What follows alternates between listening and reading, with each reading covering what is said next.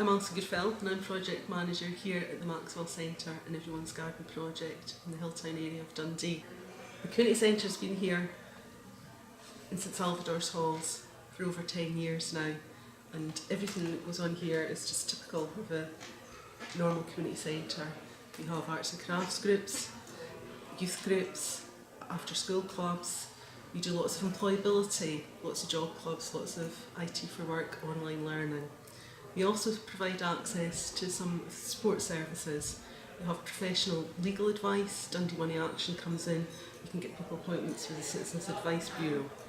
You can also get local individuals access to Connect Welfare Rights advice, and also Brooks Bank Money budgeting advice. The idea that if any of our local community need any help or support, they can come in and we can signpost and support them, and indeed accompany them to any of the appointments. We're also one of the main referral points for the Dundee Food Bank. We do on average about 100 referrals to the Dundee Food Bank every month. We used to think that it was partly to do with location because we're quite near to the food bank. The food bank's now moved, so we now believe it's because we're one of the few drop-in points. What makes this centre different is the fantastic community garden we have at the back of the centre. About 5 years ago, we were given the opportunity to lease a derelict builder's yard at the centre and convert it into a community garden. Community engagement from the start has been fantastic, sometimes overwhelming. Lots of different groups that use the centre and now have space in the garden, raised beds. The 4 local primary schools, all within walking distance of the garden, each took allotment from the very start. Some of the schools come in once a week, some of the schools come in 2 or 3 times a week and tend their plot. Some of the schools, they bring in different pupils every week, so everyone gets the garden experience.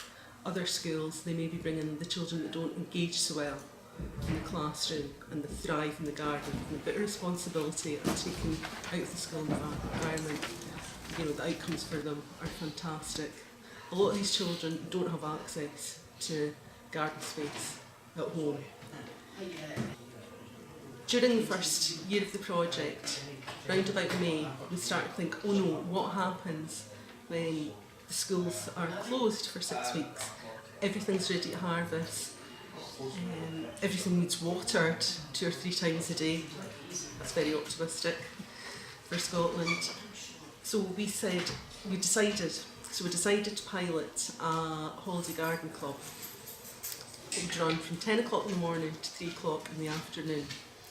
We didn't know who would come, if any of the local children would come. We specifically targeted the 4 local primary schools, and my word, we were overwhelmed from day one with the amount of people, children that turned up. We encouraged the children to come with nothing, just come themselves and a smile. We provide all food, all snacks, all drinks. We've got fleeces, we've got waterproofs, we've got sun cream. There's absolutely no barrier to participation. Unfortunately, one of the things of our local area is the food insecurity, and hunger, quality hunger, is an issue for a lot of parents that rely on breakfast clubs and free school meals. So we give the kids breakfast when they come in, we give them lunch, they harvest from the vegetable, they cook, and they just thrive. So during the holidays we run our holiday garden clubs, and those are from Monday to Thursday from 10 until 3. And we get approximately 20 odd children, 20 plus every day, and we provide them snacks and with lunch that we cook from things from the garden. Lisa is doing most of the cooking with the children, and that takes a lot of patience, a lot of the time. We work really hard with individuals that are coming to address the issues that they have with food insecurity. That's why we set up our Coalside community cupboard. All the produce that we have in the centre, we were getting a bit of feedback that some individuals didn't like coming into the centre when there was groups on, the stigma of it, and we seem to be taking things away. So if the door's a barrier for someone taking away fresh daily produce, then we no longer have that with the cupboard. You know, the cupboard door's open all the time. We also signpost a lot to local projects. There's a lot going on in the local area. We're very fortunate in the sense we've got a really great community cafe just round the corner. we identified that individuals coming in for referral to the food bank sometimes didn't get the support of others because it would depend on who was available to actually do the referral to the food bank. So we managed to secure some funding to employ someone to specifically do that. And they identified quite quickly that she was getting feedback that people didn't know what to do with the tins of vegetables and tins of fruit. Mm-hmm. You know, the good stuff that was in the food parcel, because a food parcel is a balanced, 3 days worth of food. So she looked into the possibility of developing a cookbook. So we've produced the Maxwell Centre cookbook. The first part is very much budget, low cost cookery. It's bread, it's rolls, it's things that we can provide in fresh produce every day. And the second half is more fancier stuff, but incorporating ingredients that are available from the garden and from the community cupboard. The damson's covered in blossom this time of year. It's beautiful. We're going to have to be thinned out. It's a bit over the top this year. I've never seen so many flowers on it before. It's amazing. Do you make compost? Yeah, we filled the bay over there with our compost, and that one there we filled up this year. We did really well with it. Full of weed seeds and that. It's not a hot compost heap. Whereas that second bay on the back there's a hot compost heap, so it's full of manure.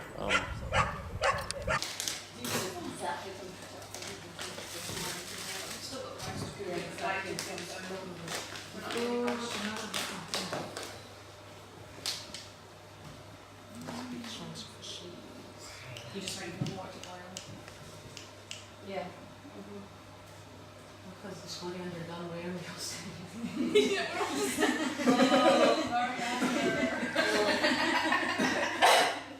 Bless you. There's more action. Just like circular, don't they? Is that enough? There's more ways of doing this. Some people every 2 layers of they put filling on every 2 layers. Okay. Sometimes at supermarket nuts. Yeah. The only reason you really want to get married very soon? Yeah, just like a little flavor of it. If something's too. So we're just going to put coriander rice and lots in it, and it's too strong for me. Too strong, yeah. See, you can't. Yeah. It seems a shame to have 2 half peppers.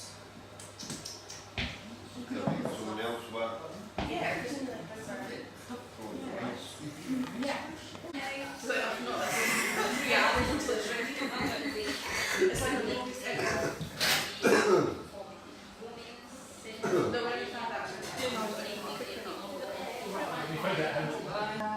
yes. Sorry, what?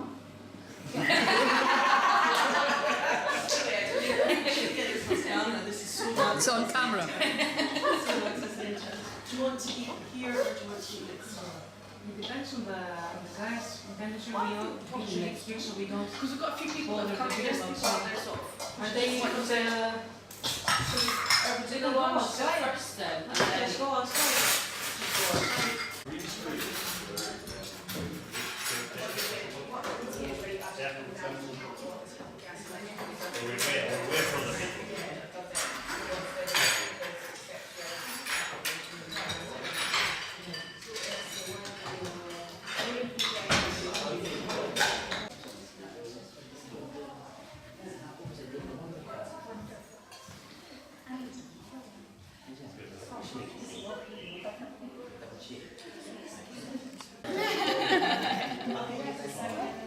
Yeah, so now we don't do know our address. Janet.